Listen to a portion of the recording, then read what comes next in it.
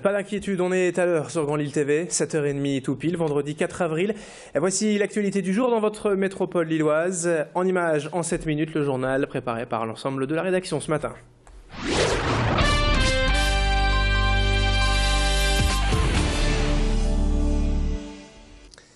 Avec tout d'abord ce matin une rencontre exceptionnelle hier pour les élèves de CM2 de l'école Anatole France à Roubaix. Et pendant un peu plus de 2 heures, ils ont écouté le témoignage de Jacqueline Thibault, une résistante lors de l'occupation allemande de la Deuxième Guerre mondiale. Elle est venue donc raconter ses souvenirs de la guerre, transmettre sa part d'histoire.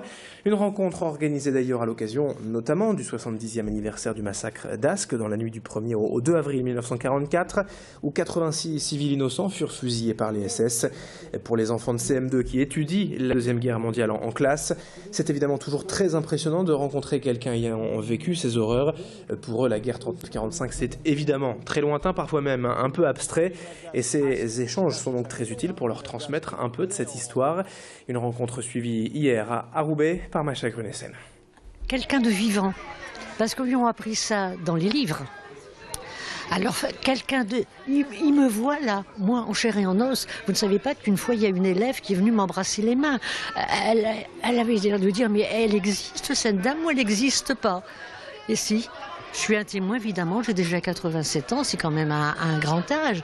Mais enfin, pour ces enfants, ils ne voient pas mon âge, ils voient mon histoire, ce que je raconte, une histoire vraie. Et ça, ils l'ont entendu par leurs parents, et dans les livres, ils ont lu ça dans les livres. Et de voir une personne comme ça, en chair et en os, eh bien, je vous assure que ça les intéresse beaucoup. Autre belle image symbolique dans cette édition, un défi d'envergure pour l'association En Direction du Monde. La villeneuvoise Perrine Bellé en est à l'origine et son objectif c'est de réunir des personnes valides et handicapées dans l'aventure d'un tour du monde. Pour cela, elle va organiser prochainement un concert et tous les participants à ce tour du monde répètent donc à une semaine de cet événement, forcément pour eux. Alors son objectif, c'est un périple de 6 mois à travers 4 continents durant 9 étapes.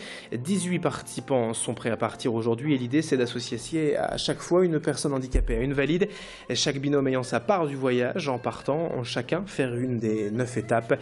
Par le biais de ce tour du monde, l'intérêt est d'aller à la découverte des autres, de voir surtout la manière d'appréhender le handicap dans les autres cultures. 60 000 € sont nécessaires à ce projet. Pour l'instant, juste un quart de la somme a été récoltée. Et ce concert donc lyrique est organisé au collège Saint-Adrien de Villeneuve-d'Ascq le vendredi 11 avril prochain. Et on écoute les explications d'une des participantes au micro d'Idil Gunaï. La première chose, c'est que je redoute un peu l'avion, parce que ça va être quand même 11 heures de vol, et j'avoue que j'ai jamais pris l'avion encore. Pour moi, c'est quelque chose de gigantesque. Et puis aussi, c'est vrai qu'à bord, il n'y a pas forcément le confort, entre guillemets, même si on ne s'attend pas à un avion de luxe, mais les sièges ne sont pas forcément adaptés. Si j'ai envie d'aller aux toilettes, ça va être plus compliqué. Enfin, des choses comme ça auxquelles on ne pense pas forcément naturellement. 7h33 en direct sur Grand Lille TV dans le reste de cette édition. Autre reportage hier à Lambersart. Depuis mardi et la fin de la trêve hivernale au 1er avril, les standards du SAMU social au 115 sont littéralement pris d'assaut. 400 appels par jour en moyenne et pour la plupart la même demande, une solution d'hébergement. Malheureusement la réponse est toujours négative. Il manquerait dans l'arrondissement aujourd'hui entre 500 et 600 places. Et pour l'instant ce sont surtout des personnes isolées qui se retrouvent sans logement et donc à la rue. Les foyers accueillant des familles ne ferment qu'à la fin du mois, mais la plupart d'entre elles appellent déjà pour anticiper. Même s'ils ne peuvent pas toujours bien répondre aux demandes, les écoutants du 115 sont aussi là pour écouter les personnes, les diriger vers des accueils de jour notamment. Explication complémentaire au micro d'Adélaïde Bollard.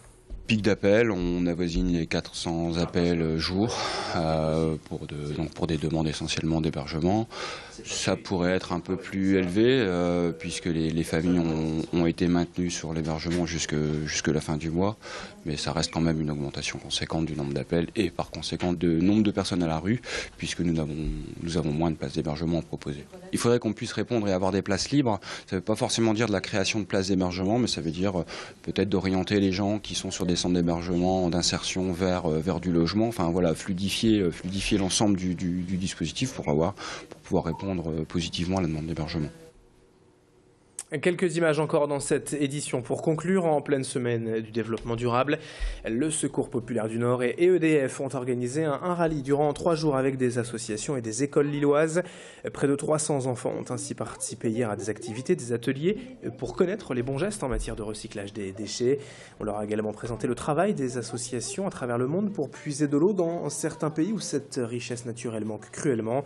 Les enfants ne sont pas non plus repartis les mains vides car on leur a distribué à tous un sablier spécial pour limiter le temps sous la douche et donc réduire les pertes d'eau. Tanguy Léclusa a rencontré l'un de ces intervenants de cette journée.